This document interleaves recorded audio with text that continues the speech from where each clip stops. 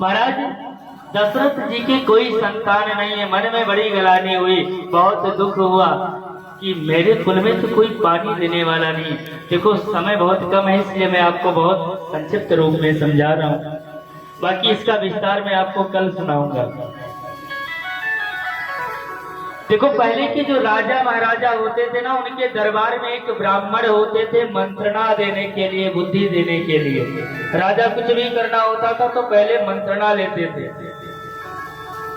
आज महाराज दशरथ जी को जब गलानी हुई तो पहुंच गए इसके पास कि गुरुग्रह गायब तुरत महिपाला, चरण लागी कर विनय बेसाला। गुरु जी के पास गए और कहने लगे, गुरु जी आज मुझे बड़ा कष्ट है। बोले क्या? बोले कोई पुत्र नहीं है इसलिए बड़ा दुख है।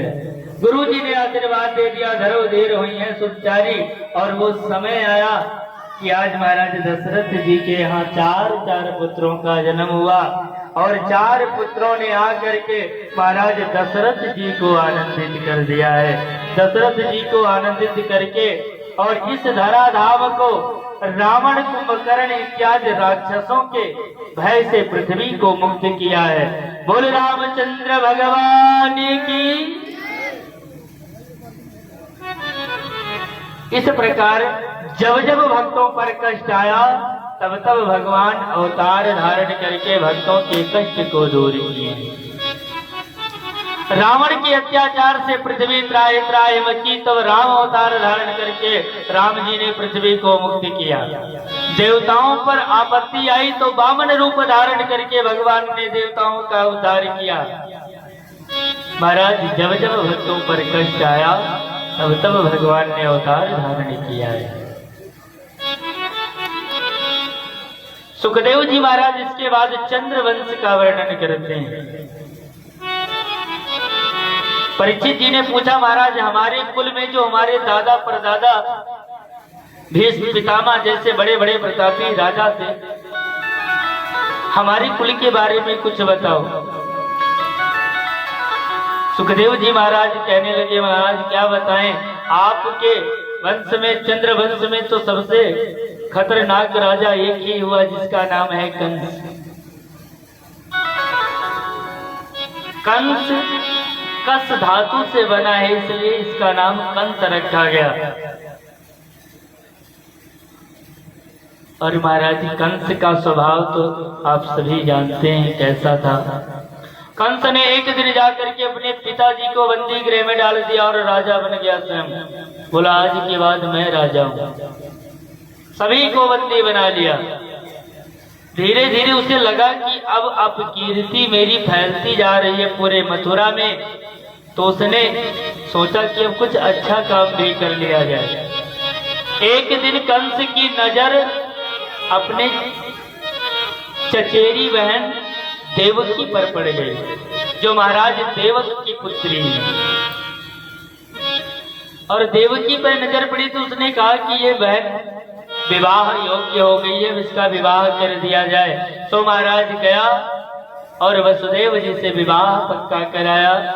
वसुदेव जी महाराज बारात लेकर के आए और मैया देवकी का विवाह संपन्न हुआ।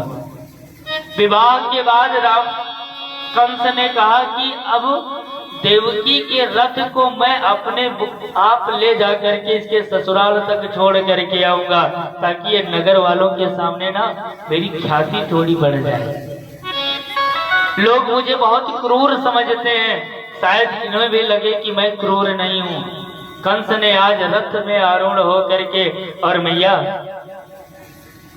को लेकर के चल देता है। और जैसे लेकर के चला तो आकाशवाणी हो गई कि हे मूर्ख कंस, जिस देवकी को तू रथ में बिठाकर लेके जा रहा है ना, इसी का 8वां गर्भ तेरा काल होगा। तो महाराज कंस ने तलवार खींच लिया और करके कहा कि आज मैं देवकी को ही समाप्त कर दूं। देवकी के ऊपर तलवार का प्रहार किया। वसुदेव जी ने हाथ जोड़ दिया, महाराज आपको इसके पुत्रों से दिक्कत है ना, जितने भी पुत्र होंगे मैं ला करके आपको दे दूंगा। महाराज कंस ले जा करके देवकी और वसुदेव को बंदी गृह में डाल दिया। इधर प्रथम पुत्र का जन्म हुआ। वसुदेव जी महाराज लेकर के पहुंच गए कंस के दरबार में। कंस ने कहा मुझे पहले पुत्र से नहीं 8वें से परेशानी है। नारद बाबा पहुंच गए।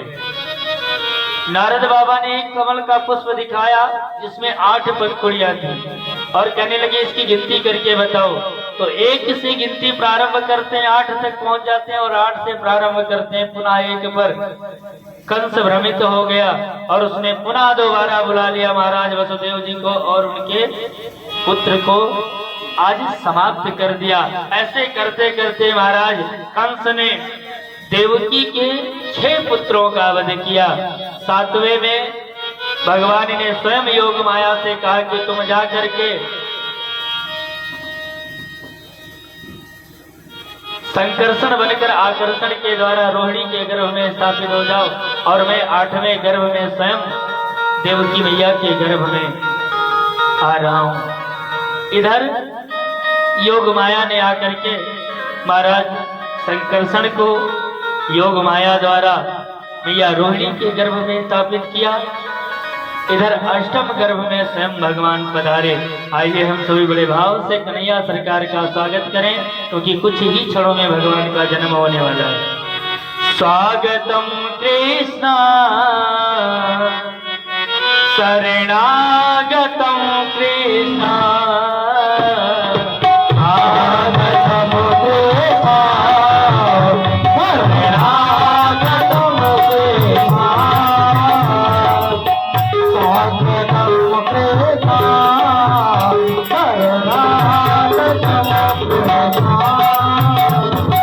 स्वागतम कृष्ण